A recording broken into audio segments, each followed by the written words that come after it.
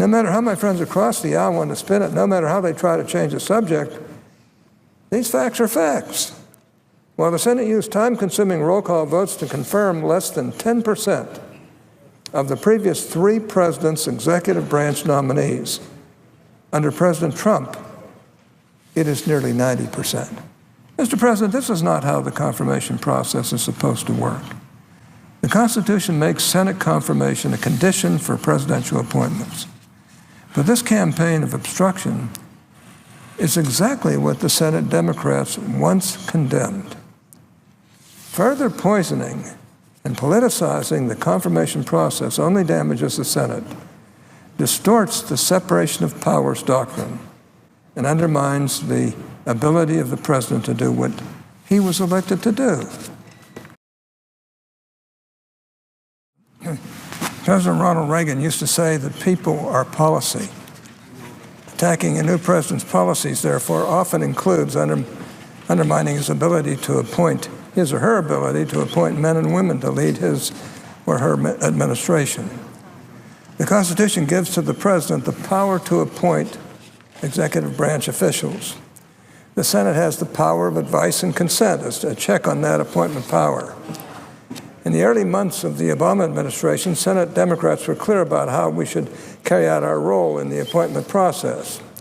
Less than 2 weeks after President Obama took office, the Judiciary Committee chairman said he wished that the Senate could have put the new Justice Department leadership in place even more quickly. Just 3 months into President Obama's first term, the chairman argued that, quote, at the beginning of a presidential term, it makes sense to have the president's nominees in place earlier rather than engage in needless delay, unquote. Well, actions speak much louder than words. With a Republican in the White House, Senate Democrats have turned our role of advice and consent into the most aggressive obstruction campaign in history. This chart gives you an illustration. Democrats complained about obstruction when during the first 6 months of the Obama administration, the Senate confirmed 69% of his nominations. Today marks 6 months since President Trump took the oath of office, and the Senate has been able to confirm only 23% of his nominations. Now, I ask my Democratic colleagues, if 69% is too low, what do you call a confirmation pace that is 2/3 lower? Democrats do not have the votes to defeat nominees outright. That's why the centerpiece of their obstruction campaign is a strategy to make confirming President Trump's nominees as difficult and time-consuming as possible. Here's how they do it. The Senate is designed for deliberation as well as for action. As a result, the Senate must end debate on a nomination before it can confirm that nomination. Doing so informally is fact. Doing it formally is slow. In the past, the majority and minority informally agreed on the necessity on a nomination, as well as when a confirmation vote would occur. The first step in the Democrats' obstruction campaign, therefore, is to refuse any cooperation on scheduling debates and votes on nominations. The only option is to use the formal process of ending debate by invoking cloture under Senate Rule 22. A motion to end debate is filed, but the vote on that motion cannot occur for 2 calendar days. If cloture is invoked, there can be then up to 30 hours of debate before a confirmation vote can occur. The Democrats' obstruction playbook calls for stretching this process out as long as possible. While informal cooperation can take a few hours, the formal cloture process can take up to several days. The late Senator Daniel Patrick Moynihan once said that you're entitled to your opinion, but not to your own set of facts. I have to say, so let the confirmation facts do the talking. President Trump and his 3 predecessors were each elected with the Senate controlled by his own political party. This is another illustration right here. At this point in the Clinton and George W. Bush administrations, the Senate had taken no cloture votes, none. None whatsoever, as you can easily see, on nominations. We took just 4 nomination cloture votes at this point during the Obama administration. So far, the Trump administration, in the Trump administration, the Senate has taken 33 cloture votes on nominations. 33. Think about that. If that is an obstruction, I don't know what is. It's not even close. There's one very important difference between cloture votes taken at the beginning of the Clinton-Bush and Obama administrations and those taken this year. In November 2013, Democrats effectively abolished nomination filibusters by lowering the vote necessary to end debate from a supermajority of 60 to a simple majority. It now takes no more votes to end debate than it does to confirm a nomination. In other words, the Senate did not take cloture votes during previous administrations, even though doing so could have prevented confirmation. Today, Democrats are forcing the Senate to take dozens of cloture votes, even though doing so cannot prevent confirmation. At least half of these useless cloture votes taken so far would have passed even under the higher 60-vote threshold. Earlier this week, 88 senators, including 41 Democrats, voted to end debate on President Trump's nominee to be Deputy Secretary of Defense. We've seen tallies of 67, 81, 89, and even 92 votes for ending debate. Meanwhile, these needless delays are creating critical gaps in the executive branch.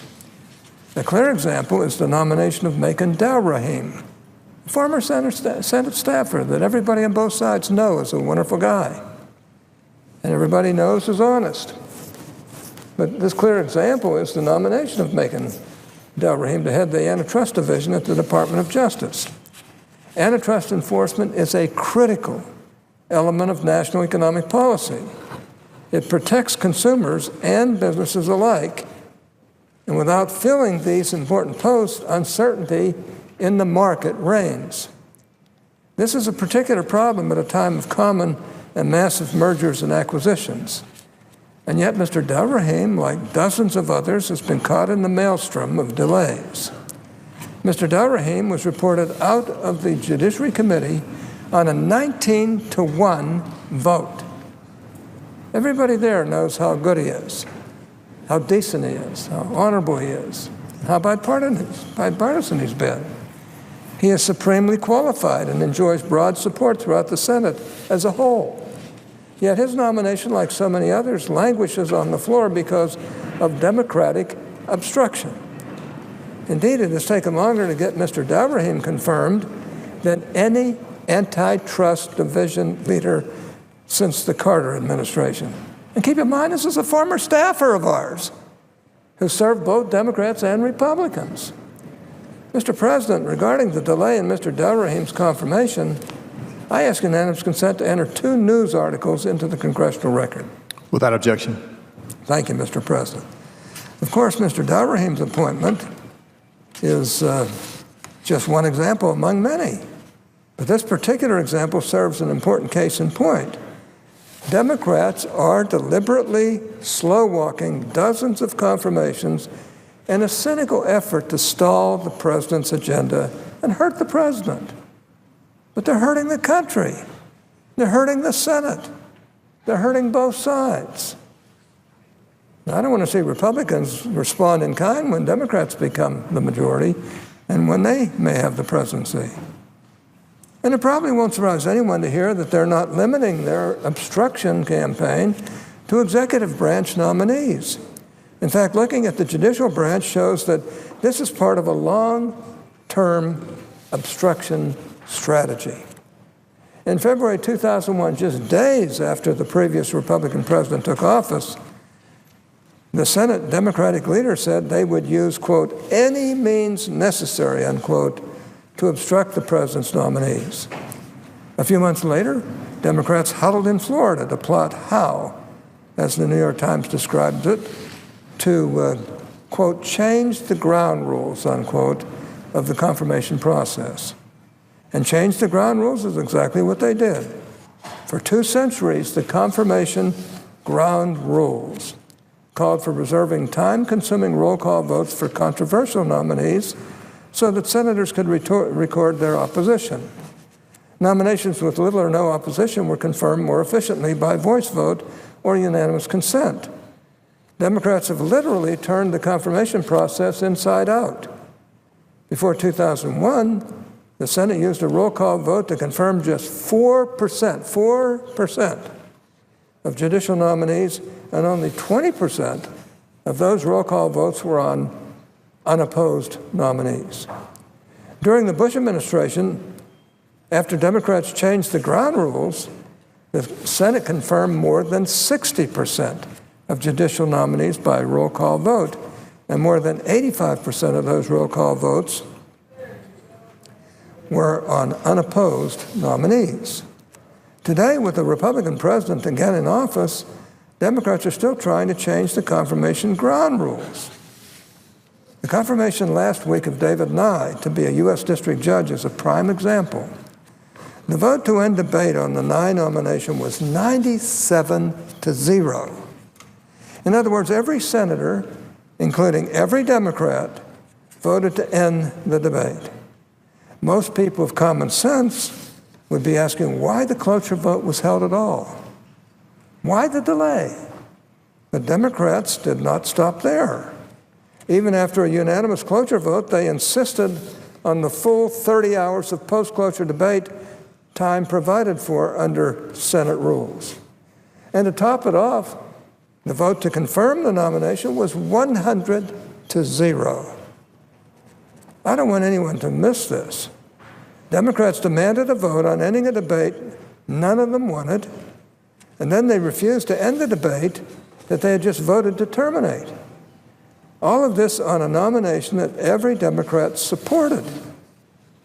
Now that's changing the confirmation ground rules. Only 4 of the previous 275 cloture votes on nominations had been unanimous. In every previous case, whatever the reason for the cloture vote in the first place, the Senate proceeded promptly to a confirmation vote. In 2010, for example, the Senate confirmed President Obama's nomination of Barbara Keenan to the Fourth Circuit, 2 hours after unanimously voting to end debate.